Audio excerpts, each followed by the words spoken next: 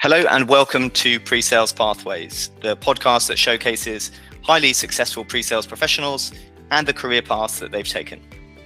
My name is Chris Clark, and on today's episode, I'm joined by the wonderful Lotta Mikkonen.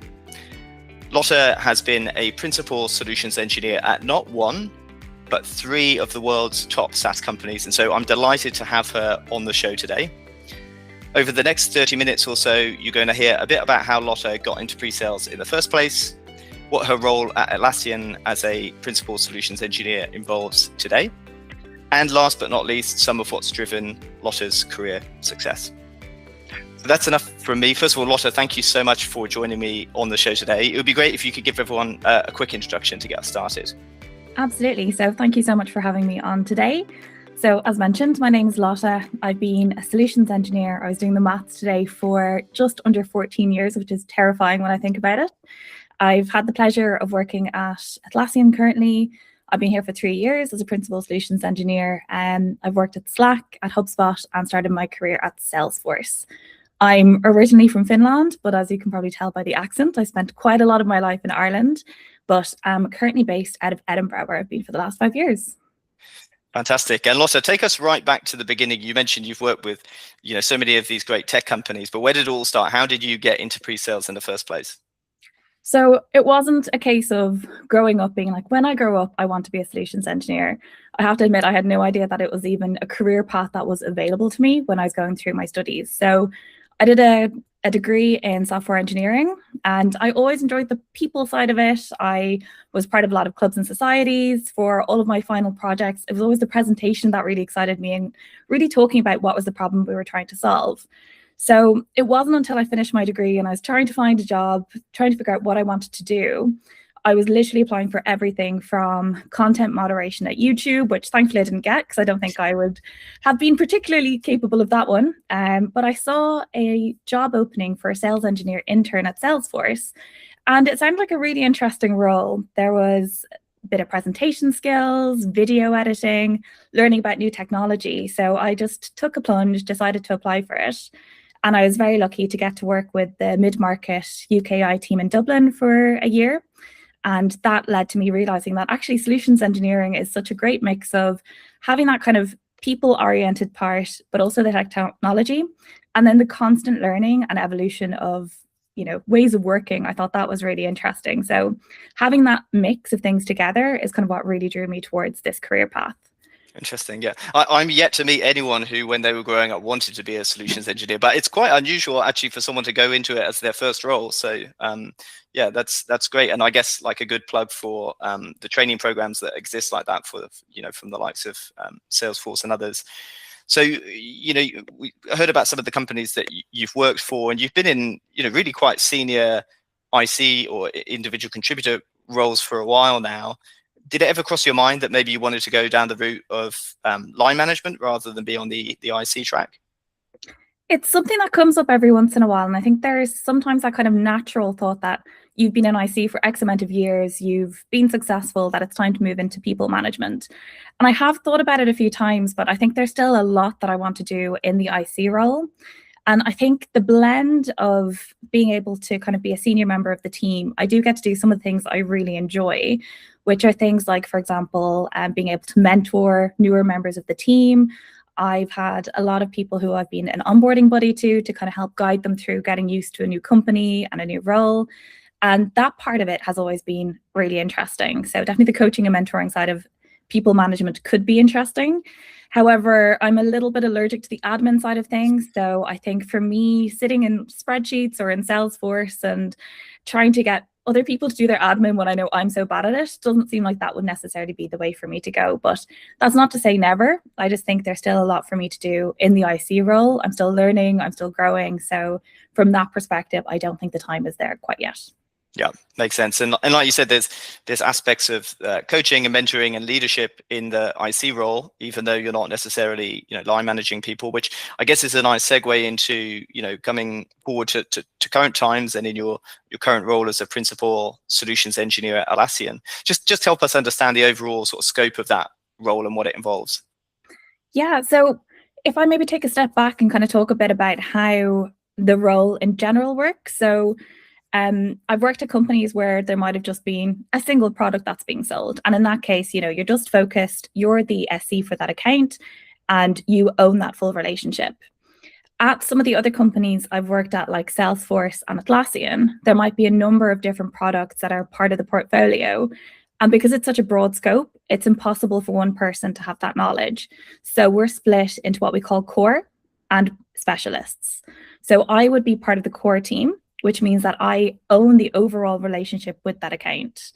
I'm there to help to architect, help to bring in the right people as and when we need to go deeper into certain topics. But I can't know everything. So for things like, for example, service management, we have specialists who only deal with that side of things. So I'll work together with our specialists across these different parts of the organization to bring them in when makes sense. Yeah. So yeah, I'm there to make sure that the architecture overall fits together, that our strategy is in place. And sorry, I've totally lost my train of thought there. Yeah, no problem. I mean, it's interesting you mentioned that some individuals have maybe only worked at single product companies. I think a lot of people don't necessarily, you don't know what you don't know. They might not have even thought about how things might be slightly different in a larger multi-product company. And some people will be more drawn to those specialist roles where you go really deep in one area. Other people drawn to more generalist roles where you get exposure to lots of different technology, like in your core role. I know that you had mentioned another aspect of the principal role at Atlassian is sort of going beyond just the individual deals that you run and actually supporting the rest of the organization as a whole. It'd be great to hear a bit about that. Like, what does that balance look like? What are some of the activities that you get involved in beyond just working individual deals? So because there can be quite a lot of complexities in some of our deals, especially with our newer members of the team, it can take a while to kind of get around some of the nuances of some of the more technical parts of the sale. So in those cases, as principal, I don't only have my own accounts. I can always step in and help to support other people in how to run their deal. It could be around specific technical topics. It might be, how do we handle a security or compliance conversation? So especially when you join a new company or a larger company, there's so many different processes in place. Even finding the right people can be difficult. So I'm there to help kind of give some guidance, share how I might have handled similar situations in the past, and make sure that we can together kind of work on that account. And that's really fun as well, because sometimes it's just good to have someone to bounce ideas off, because, a lot of the time we're sitting in isolation in our homes, just staring at Zoom all day. So just even having the chance to do a little bit of that sparring, get a little that creativity out, I think that can be a really great way to, for me as well, personally, like I really enjoy that. And I think it is also a value to, for newer members of the team to hear, how would I have approached it? What have I seen in the past? And how can we make sure that we can make this a success for our customer? Because sometimes we do need to be challenged and we do need to hear other perspectives in order to make sure we're making the right decision for our customer. Yeah, definitely. I mean, it's that old adage as well, isn't it? That two minds are better than one, and regardless of seniority, often it's helpful to have a second opinion on some of these things.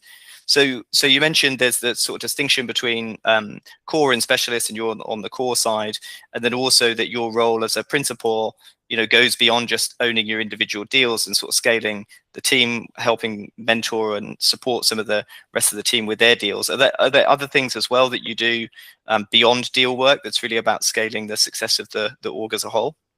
Yeah, so we've been working, so the SE organization has been working on putting together a playbook, because previously, onboarding might have been a bit ad hoc, might have varied a little bit by region.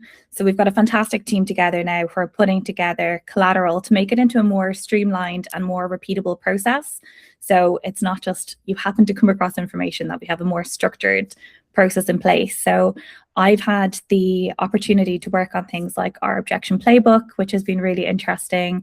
Again, it's a great chance to work with folks from across the globe outside of the people I'd be working with day to day. And also we run some more ad hoc trainings as well. So if I've come across a complex deal, I'll maybe present how I approached that, what were the technical nuances we had to overcome, and how have I learned to tackle similar situations in the future.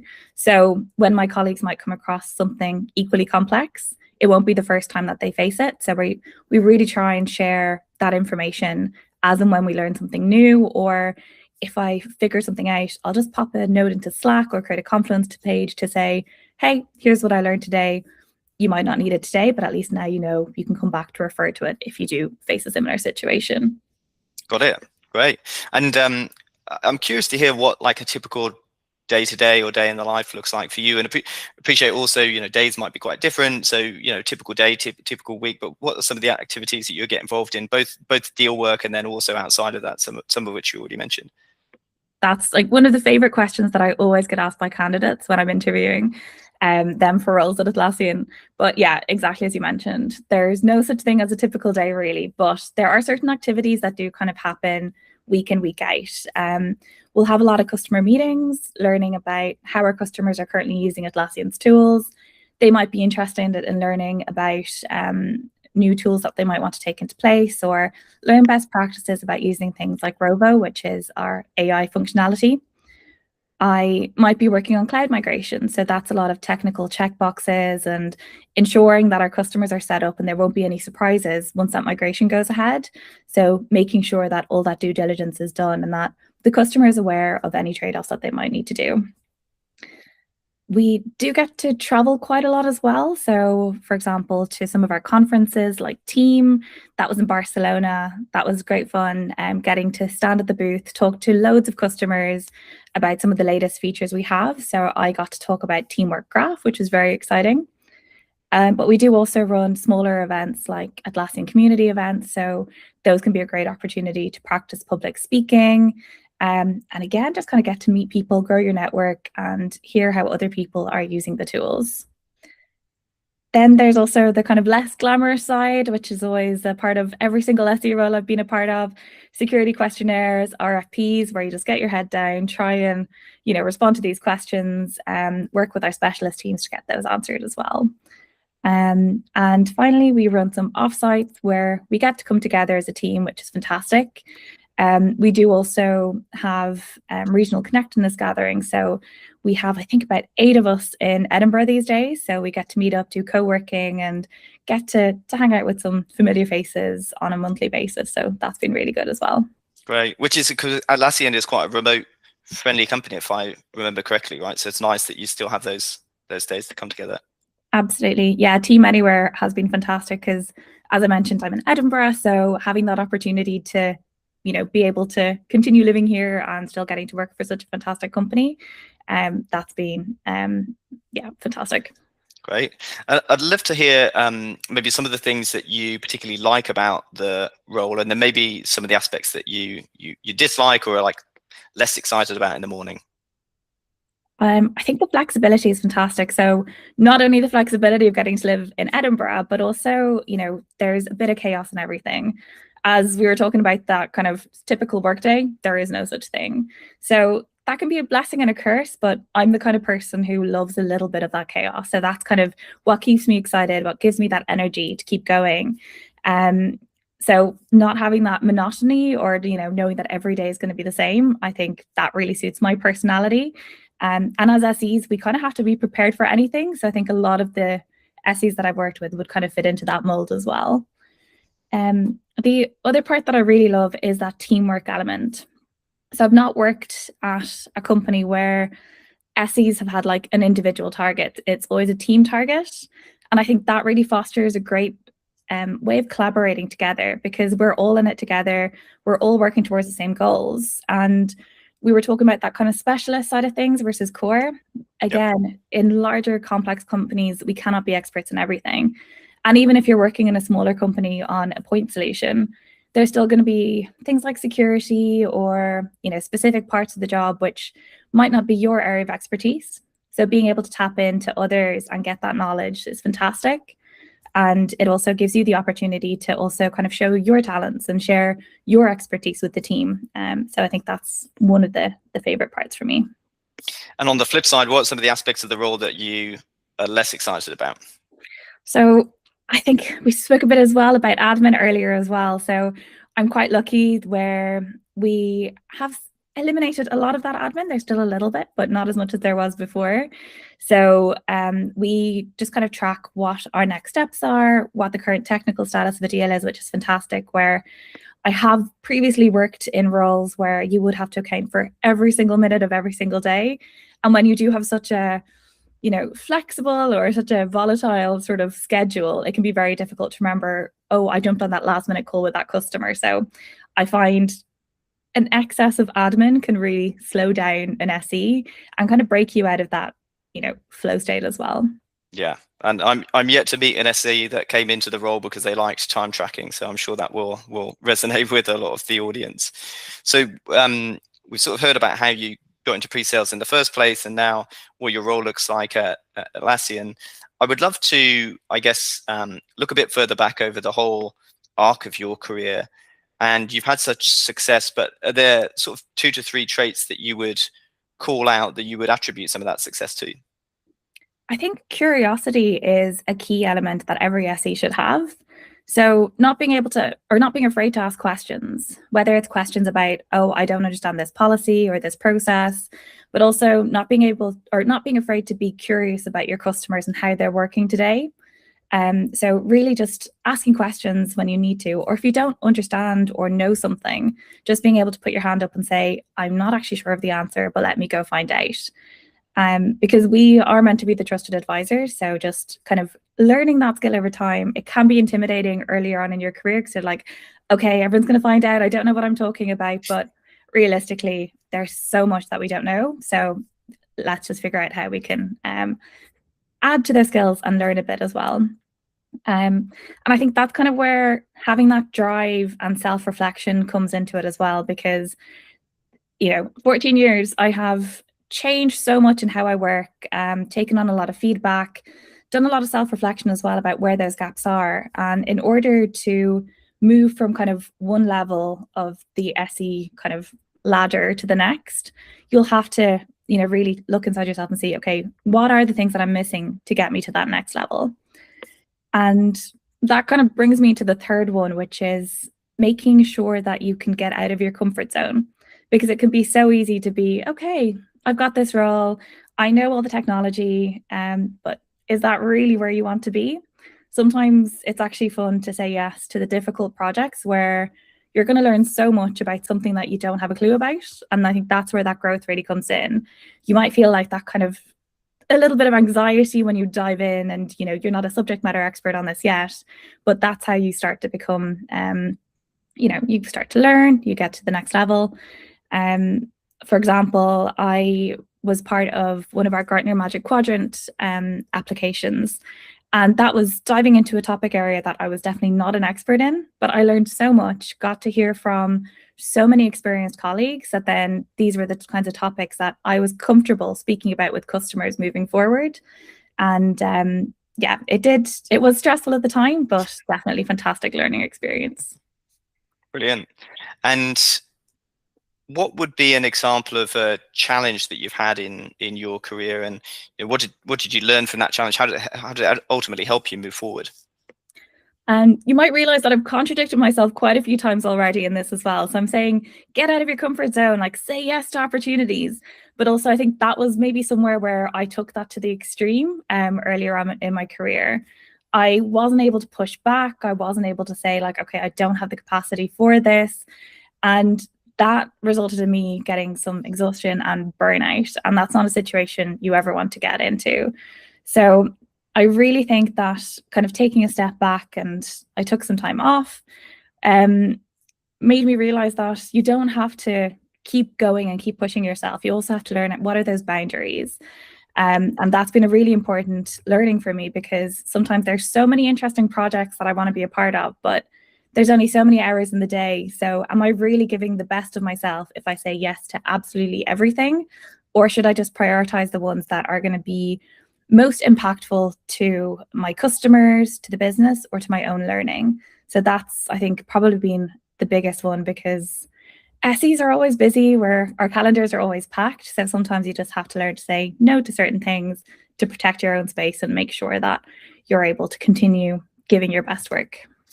That's such a great piece of advice, because I think our role sits at the intersection of so many different parts of the business, right? We're, part of sales, part of product. You can quite easily, like you say, get pulled into these different things like analyst relations with the Gartner Magic Quadrant. And so you really do need to be mindful of how much you're taking on and which are the things that you want to prioritize based on, your interests, your career, and that sort of thing. So I love that. And have you got an example of a highlight from your career that you'd like to share? Definitely. So this was a very fun one. So we were both a part of it when we got to speak on stage at the keynote at the Slack conference a few years ago. So we had our pop star moment with our microphones and everything. Honestly, that was definitely stepping out of my comfort zone. I have the worst stage fright, and I've been trying to kind of push myself to do more and more public speaking at that point in time. And then suddenly standing on stage in front of 700 people and the CEO of the company, that was definitely a moment where I was just like, what am I doing? But I got over it. And afterwards, the rush was just fantastic. I was like, okay, if I can do this, I can do anything. So I think, again, it is just a sign that you just sometimes need to say yes to these things, jump into things. You might not believe you can do it, but then afterwards, it's like, okay, so what next? So I think that was definitely a fantastic one for me to get over my stage fright. Yeah, I remember that very fondly. You did a great job. And I remember something that didn't help the stage fright was the night before on the rehearsals, none of the videos or slides loading. So that definitely, I think, contributed to the stress of that particular situation. And then my microphone fell off as I walked off stage. So I did a literal mic drop. So yeah, way to end that on a on a dramatic note. Wow. Okay, so I would love to know, Lotta, considering the success you've had in your career, what would be one piece of advice you would give to someone who thinks, I want to be a principal solutions engineer at one of these top SaaS companies? I think be curious. I think that's something that I actually do look for as well whenever I'm interviewing new candidates for the role, is seeing that curiosity and that passion and wanting to learn more about the industry, about your customers, and just wanting to understand how you can improve their working lives. And the other part I would also say is, like, it's great to be ambitious, but don't forget that work-life balance, especially with some of these faster moving companies. When you're early in your career, you just want to have an impact. But again, try and figure out what are the critical things you can do to have that impact, rather than trying to take on too much at once and then just kind of everything falling a bit flat. Yeah, makes a lot of sense. And what's next for your career? What's next for Lotta? So in the vein of taking my work-life balance seriously, I had purchased a house which required a bit more work than I had expected. So I had been considering kind of next move, moving into the next segment within Atlassian. So I had put a pause on that, but I think now that we're nearing the end of that adventure, I think that's something I'll be looking into. So working with even more of our complex customers, or seeing what other kinds of roles there are within Atlassian. It's an exciting time. There's a lot of changes happening. We've got a lot of new specialist roles coming up. And when I was a young solutions engineer, my goal was always to go in to become a solutions architect as opposed to a solutions engineer.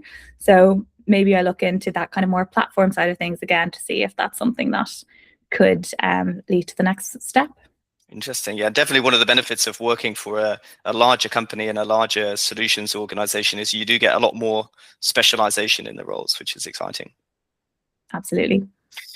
Well, Lotta, this has been a super interesting conversation for me. I mean, a couple of the key takeaways, and there were loads, but the first one around self-reflection, I really love that point of taking the time to look at, not just the gaps that you want to close, but like, what are the things that actually motivate you, that excite you, and making sure that you factor that into the choices that you make, and making sure when you do have to prioritize stuff, because you don't want to get burnout, that you're taking on the things that are aligned, but also pushing yourself outside of your comfort zone. That's the way that we ultimately grow the most. And so making sure that you take on those stretch opportunities that give you the chance to grow. I just want to say thank you so much again for joining us on the podcast today. It's been fantastic talking to you. I hope you don't mind if there are people listening or watching and they're interested in following your story, that they can follow you or connect with you on LinkedIn. And for anyone listening, we're going to have another episode, same format. We'll have another inspirational speaker sharing their role and how they got to where they are in their career. So until next time, thank you very much, everyone, for listening and watching. Thanks so much.